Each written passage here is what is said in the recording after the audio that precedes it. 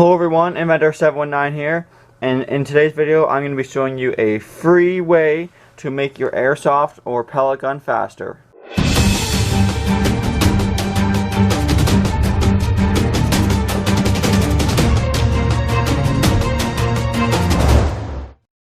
So for this video what you're going to need is your airsoft gun, of course. I just have a little Walmart Springer pistol if you're wondering, just so you don't have to ask me in the comments below.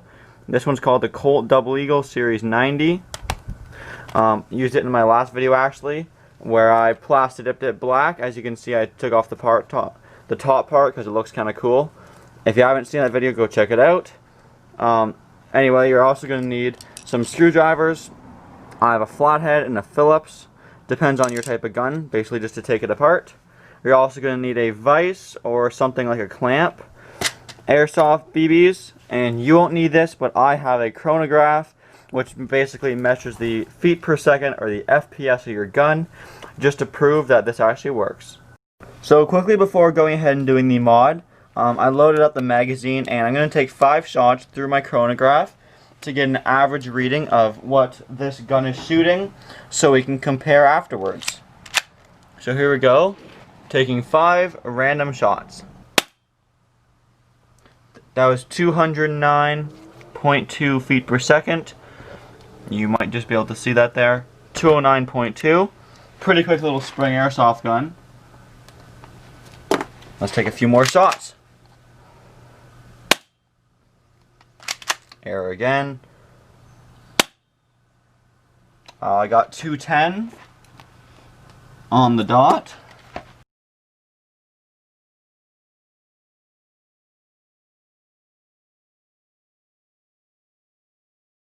So I'll average those out and compare it to after at the end of the video. So to make our airsoft gun faster, basically all spring airsoft guns work on the principle of converting the the potential energy into the spring into kinetic energy, which propels the baby forward. And as you can see, when you cock the airsoft gun, it compresses the spring and leaves it compressed until you push the trigger and it launches forward.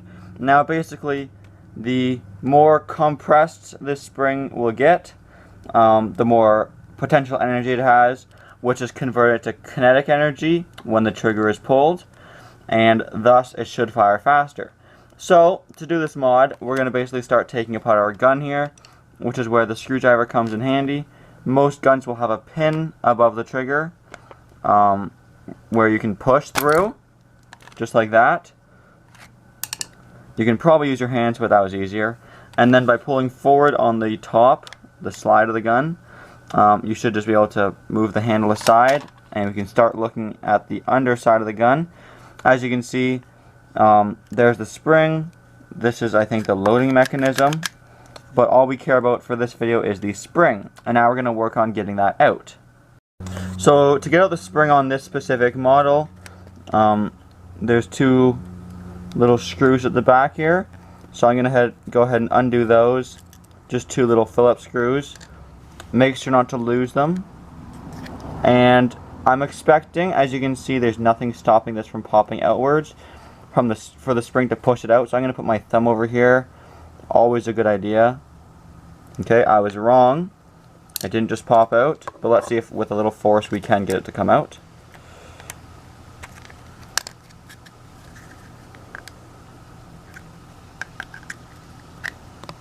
So yeah, with a bit of prying, I was able to get the black piece out and the spring. And as I warned you guys, it did shoot everywhere, so make sure to be careful. So now here's the power spring we're concerned about. As you can see, it's a pretty heavy-duty spring. Now, before we get into modifying it, I'm going to go ahead and measure for you guys. As we're in Canada, we're going to go ahead and use metric, and it is exactly 8 centimeters or 80 millimeters long. So to modify it, what we're going to do is stretch it a little bit. So to stretch the spring, I'm basically going to use my vise here and clamp onto it and then pull as hard as I can. But of course, if you have a airsoft crazy brother like yourself, I would totally recommend using them, because you don't want to crush the spring. As you can see, I'm holding on to it, but any more might start crushing it. And that's about all I want. And now I'm going to start pulling. Maybe I'll put him in there for support as well. Going to start pulling. You don't want to make it too floppy, but you still want to stretch it. It's hard to tell when it's stretching, but basically just pull as hard as you can. Hopefully you went to the gym. Now, it feels a little bit stretched, but I'm not quite sure, so I'm going to take out my tape measure. So now we have 8.5. Okay, I'm going to try and stretch it a little more off camera and get back to you guys. So here we are back with the spring after using my hands pretty much just to stretch it. I was able to get it to around 10 centimeters. It's around 9.5 to 10, which is a 1.5 centimeter increase, which when it was only originally 8 centimeters long is probably, you know, just under 25%. So when we put it all back together, I'd like to see a 25% increase in speed, which is around 50 feet per second, doing some quick math. It doesn't work exactly like that, but let's see how close it is. Alright, now time to go ahead and put this together. Now, it kind of, like I said, exploded when it came apart. But basically, if I remember correctly, there's a few pieces. I got the plunger, a little holder, and we'll call this the butt or the stop of it. So what I'm going to try doing is first putting in the plunger with the groove in the slide, just like that. Now, it'll be harder to reassemble because the spring is that much longer. Then we're going to have the spring in there. And then I believe this butt, or this is the kind of the guide, where as you can see it also has a tooth that will go in the slide. Taking it apart, I did actually chip my airsoft gun a little bit, which is kind of upsetting. Hopefully it still goes back together. I personally don't care much about the airsoft gun because it was only 20 bucks at Walmart. But let's see if we can get it to break 250 feet per second. Alright, I'm just going to go ahead and squish this together now. And hopefully it works. So there you go, I managed to squish it all back in there. Then to put it back together, just basically do the opposite of what you did the first time. Push the slide back on this way, and then get your little connector plug piece, put it in there like that, and let's do some shooting tests. Okay, so here's the second shooting test. This is after modification, and just in case you're playing along at home, I'm using the exact same ammo. They're ultrasonic .2 gram BBs, 6mm of course. Here we go, firing 3, 2, 1. First shot, alright, not bad. I got 218, so definitely an increase in FPS. Again, for free, you can't really complain. 218.6, which is actually around 10 FPS faster than the first shot we took. So let's do another shot here. 3, 2, 1. Didn't see that one. Let's try again. Second shot, I got 216.9. Here we go. Number 3, I got 217.4. Shooting test number 4. 213.2. And we'll try and do one more shooting test here. Sorry, trying to hold the camera and cock the gun at the same time.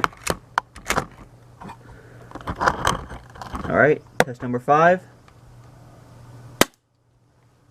214.8. Let me add up the numbers and get back to you. So, the results are in, and there's good news and bad news. The good news, of course, is that the mod does work, and it did effectively increase the FPS of my gun, and I proved it with my chronograph. Now, the bad news is, as you saw in the tests, the numbers were not amazing. I averaged out the before and after, and before the average was around 210.9. After was around 216, which is around a 3% increase, or as you can see, around 6 FPS. Now, I only stretched the spring by a few centimeters, so as you can imagine, it's not that much stiffer. If you doubled it, you'd definitely see more gains. But a little precaution I will put in here: when stretching the spring, it will put more pressure on parts like the trigger latch, probably the loading mechanism, So there could also be a higher chance of jamming your gun, breaking an internal part. So I wouldn't recommend doing this to an expensive gun or one you don't want to see break by accident. You could also go to the hardware store and buy yourself a spring that's the same length but has more coils, which is thus tougher to compress. I might do that in a future video, maybe take you guys on a shopping trip with me to the store. But overall, this does work. It'll also work with pellet guns, anything that is powered by a spring, not air or electric, obviously. If you guys want, I can make videos, as I have a few ideas on how to make air and electric guns faster. If you want to see that, comment down below. But for today's video, thanks for watching, everyone. And as always, please like, comment, and subscribe.